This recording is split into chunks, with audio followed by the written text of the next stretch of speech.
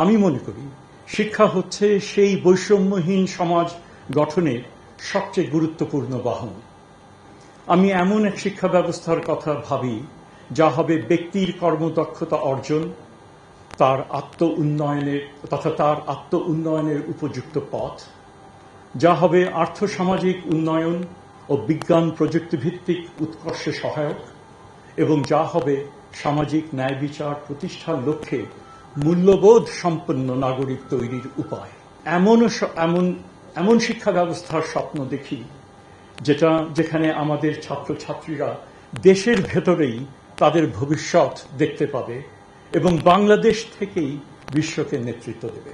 আমি এটুকুই বলবো, এবং আমি মনে করি এটা হয়তো একদিনে হবে না, 1 বছরে হবে না, 5 বছরে হবে না, কিন্তু তার জন্য যে বেস যেটা তৈরি করে দেওয়া এবং তার যে অলরেডি উদ্যোগ অনেকগুলো নেওয়া হয়েছে, আমরা মনে করি অনেক কিছুই আছে যেগুলো হয়তো 8-10 মাসের মধ্যে যায় সরকারের মেয়াদকালীন সময়। যেটা বললেন যে ছোট ছোট বিভিন্ন জায়গায় নানান রকমের রাষ্ট্র হয়তো আছে, সেগুলোকে ঠিক করে সেটাকে কার্যকর করা, দ্যাট ইজ দ্য গোল।